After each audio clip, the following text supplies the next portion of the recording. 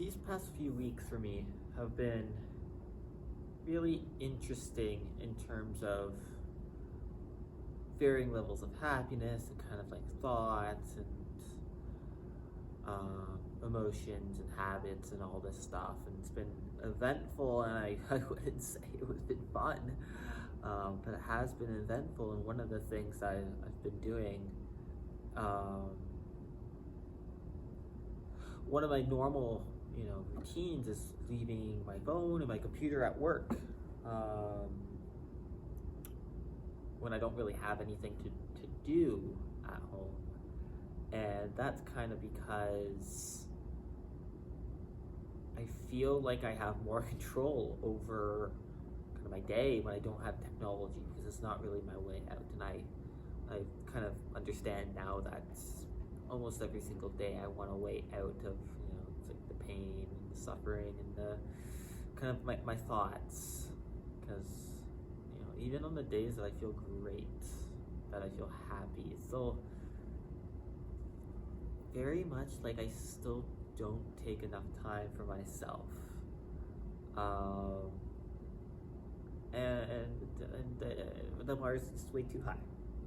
So it's been hard because 2 weeks ago, with my therapist, we kind of came to the conclusion, like, what if I just keep my phone and my computer at home for a whole week? And it's like I download a video game and play a video game, see how it goes. And when I did that, there were so many nights where I would go to bed late, and on the weekends I'd be going to bed there's twice where it's like 2:30. There's 2 Saturdays that it's 2:30 a.m.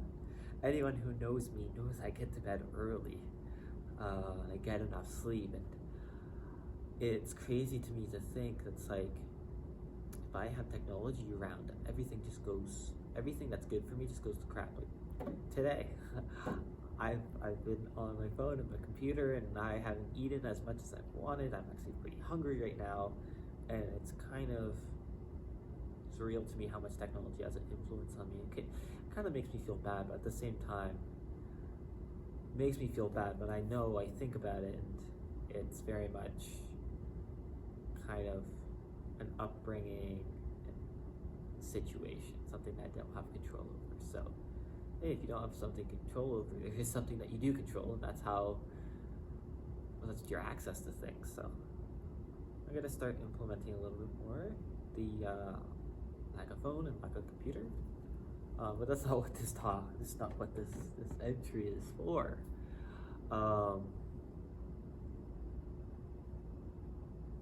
Because tomorrow I'm heading home for Christmas. And for me, that is scary in a way, because I have developed my own, or have been developing my own identity and my own who I am, my own path. And every single time I go home, it's like, oh, I go back to the same people that kind of carved out a path that wasn't good for me, and it's, amongst other things, it's kind of hard to grasp. Because it's both, I'm at home and I'm with a family that's a little bit chaotic and competitive, to put it lightly, and it's not what I need. And it sucks because almost all of my friends from high school, because I had a lot of them, but I wasn't really close with any of them, so I don't really have that security blanket when I go home. I have a way bigger security blanket when I'm in Waterloo, but at the same time, when I'm in Waterloo, it's still challenging sometimes to feel secure and all this stuff, because a lot of the times my people are tied to sports, and when sports aren't happening, then my people go away. So it's not, the concreteness of it is not the greatest. But I feel okay about coming back home. It's not because of anything that's changed with them. It's more so, it's like I want to take on the challenge of trying to be okay when I'm at home, and I've got, kind of some ideas that about boundaries and about my habits when I'm at home. I have a few ideas that I'm looking forward to implement, and it's when I'm at home, it'll be challenging to know that's like you're with your family a bunch, and a lot of the situations are kind of out of your control, and it's just really hard. And the other thing is I'm not working. I'm done for the term, so I've got 2 weeks of complete freedom. And if my weekends show anything, so when I have complete freedom, I feel terrible. I feel like I don't have the purpose and I don't have the drive to do things, and I think about that, and I kind of wish I had it's so much easier when you do have that drive and all that stuff, and a lot of the drive gets taken out of me when I'm at home.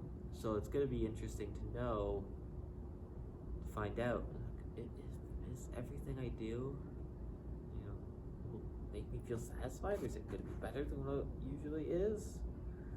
But usually when I go home, and the whole family's home, it's almost, nightly card games. It's usually very loud. My brother and my dad talking about volleyball and sports and how people are stupid. And it's hard to connect with someone that that you disagree with often when they attack other people, because then it feels like they're attacking you. And then I go home to my mom, who's good, does a lot for us, but it's just unfortunate that our personalities don't mesh well, and it kind of leaves this dichotomy where it's just like I feel terrible sometimes when I'm with them, because my needs aren't being met socially, but then the only alternative often is being by myself, which means either I actively or passively don't fulfill my social needs. And I think it's just hard to know that every single time you go home you're gonna feel terrible, and the things that my family enjoys I don't enjoy really anymore. Cards, sports, in the competitive term, in all of those competitive terms, I don't enjoy the competition anymore. I don't think I ever have. But because of that, I got left out at things, and I'm by myself, and it's a lot. I'm so glad that I have Tristan to kind of talk to about this, because he kind of feels the same way. At the same time, though, it's sometimes hard for him to relate, because we do have kind of our differences, but I think he relates more so than I think he does. It's just often not the same context of things. But even when I go to my extended family, like on both sides, like my dad's side is much more pleasant than my mom's side, but it's still the sense of competition, kind of the expectation of some things. At the same time, though, oh my God, there are a few people that I love talking to. Actually, it's just one. Well, no, there's one that I could talk for hours. But a lot of them are good, but it's always in like little spurts. Like there's still that feeling of judgment from them, because they still, like, when you change in university, you're gone for 4 months and you come back, and your parents see you coming back as the same person that left. But 4 months is a lot of time to change and figure things out, and it's a gradual shift, and it's always in this 4 months block where they don't really see you for a while. They still, like, my parents still kind of treat me the same way that they treat me at this, end of grade 12. And it's kind of sad, and it kind of hurts, and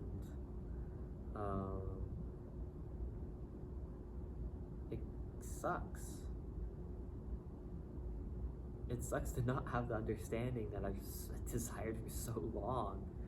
And I wish that I did have that understanding towards me, but it's not there. And that makes me kind of scared when I go home, because if the things I need to do, there's not understanding, then my wishes can't really be fulfilled.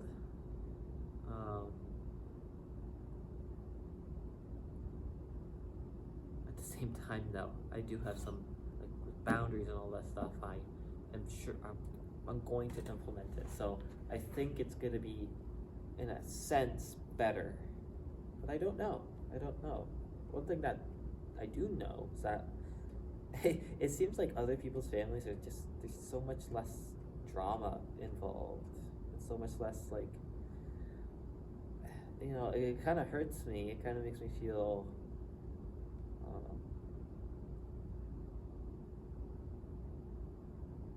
makes me feel like I have a lack of control over my situation. When I hear people go home to their families, like, oh, I miss them so much. I want to be with them. And it's like, oh, this Christmas is like gonna energize me so much. Great. But I don't feel that way. And it kind of makes me, feel a little bad that I don't have a family. I wasn't born. I wasn't, with the roll of the dice, I didn't get, a lucky number or one at it. With it. It's very much that, it's very much hard with the family that I have. And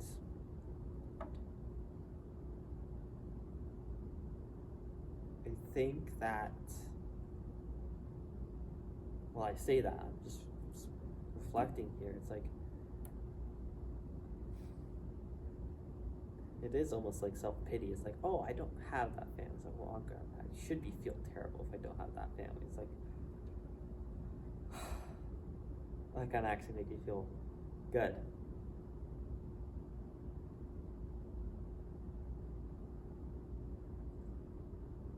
It's just the idea of, like, thinking about choice. Like, I have choice, more choice than I think I do. Like, who's stopping me from just going back to where I live if things don't go right? And I'm looking forward to seeing some of my friends I haven't seen in kind of forever. I kind of, like, I do compare my family to other people's families, because it's like, there's that, you always want that security blanket, that fallback plan, a safety net that you can go, and if, shit hits the fan in your life, you can go back to them and you feel at home. But with my family, I don't feel at home when I'm with them. I feel a lot of anxiety, a lot of distrust, a lot of insecurity, because that's just different personalities and also their dynamic with each other, my parents. I don't have that choice with people.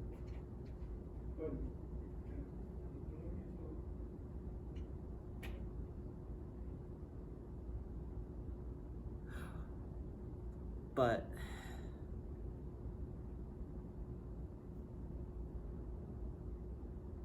I think that with all that being said, like, I do have more choice than I do think I think about it. So, like, I want to get out of this Christmas kind of,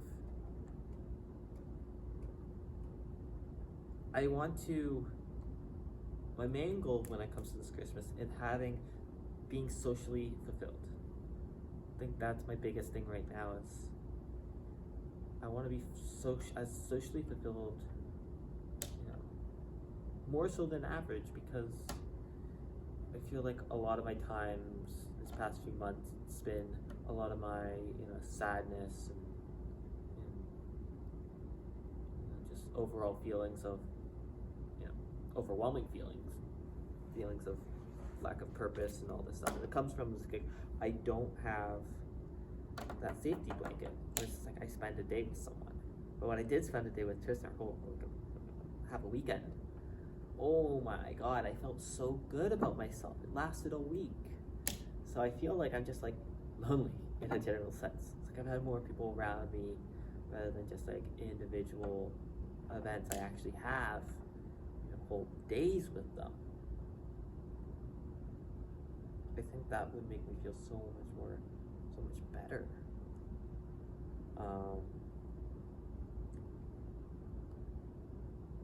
And maybe something that I need to think about when I go back is like, attacking.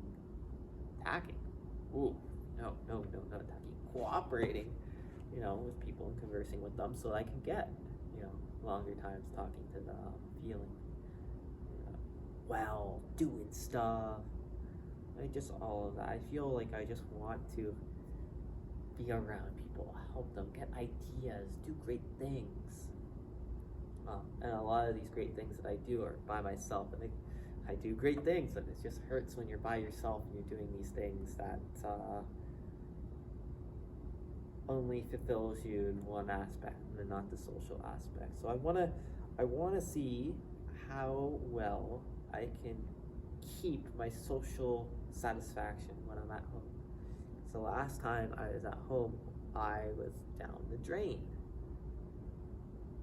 And that means that, I've got to do more stuff for myself and kind of just go at it head on and take breaks. Go head on, but take breaks instead of going through, go start or do everything at this intensity and then take breaks. It was 0 intensity instead of just going a little intensity but kind of on autopilot. I don't want that. And I think for the Christmas, when it comes to having 2 weeks at home in a place that you don't want to, when I don't want to be, really, it's a general sense of, I just want some security, some surety when talking to people, and all that stuff. I just want a great feeling of satisfaction when I go back home. I don't want to feel bad. I want to feel good, but I think it's mostly right now just social. I don't feel socially connected with people to where I want to. And that's okay. That's okay. I'm shaking my head. Maybe that's where I feel like it's not okay.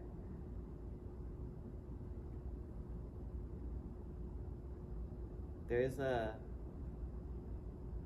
Jeremy Zucker song. All the kids are depressed. Oh no, it's the other one. Come Through. And he talks about it's alright to not be fine when you're on your own. And I think about that right now. It's yeah, it's not your fault for feeling bad.